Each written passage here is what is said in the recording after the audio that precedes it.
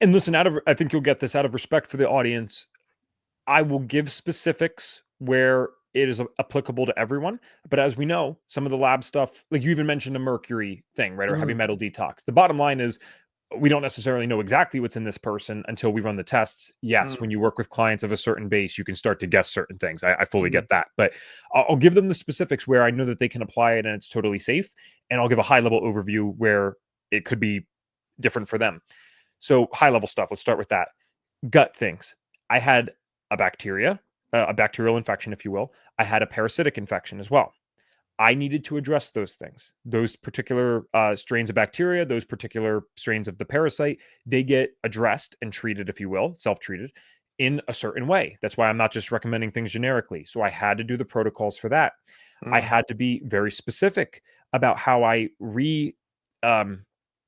re-inoculated, if you will, my healthy gut bacteria. So I used spore-based probiotics. I feel like that's safe enough to stay. Things like Megaspore Biotic, Biocide, and now has one now called, I think it's like Preflora 4R or something like that, but it's pretty good. I like that one as well. And those things helped.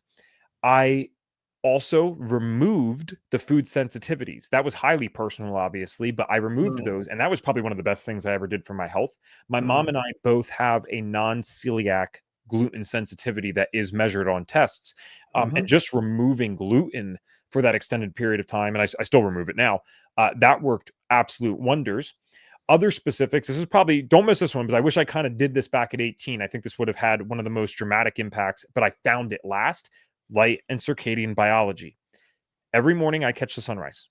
I wake up with the sun and I start resting as it gets darker.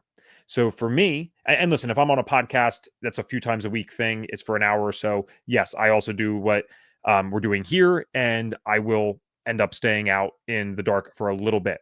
But generally speaking, what my normal schedule is, when that sun sets, my blue light blockers go on, the lighting in my room changes, the lighting on my screens change, and I try to get to bed at a normal time.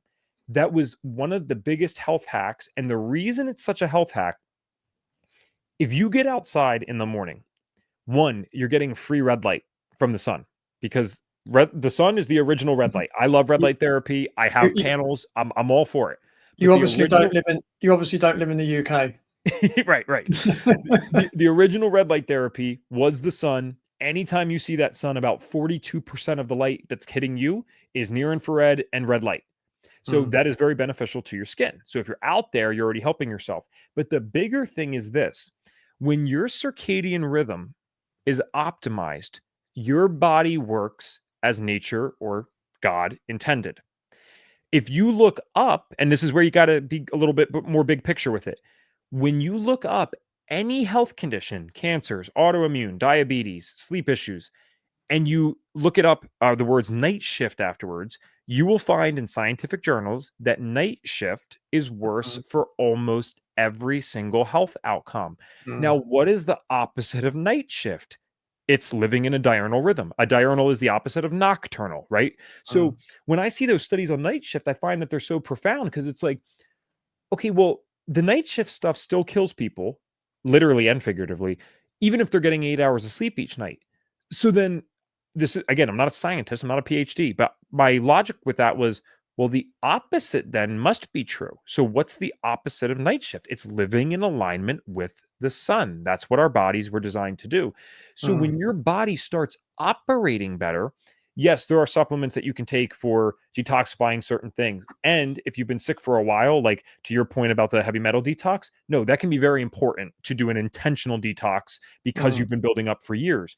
But if my body's a natural detoxifying system, if you didn't detox your body every day, all day, every day, especially during sleep, you would have been dead like your first week here on this earth. We couldn't handle all the stuff that we consume and get into our bodies. So we are a detoxifying machine. So if I am optimized to work better because I have the right food, because my sleep's nailed down, because I actually restore when I sleep, then my natural detoxification abilities become better.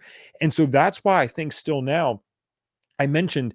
Thanks for watching this video, and you can find the full-length podcast episode here on this channel, or you can head over to Apple Podcast or Spotify, and don't forget to like this video.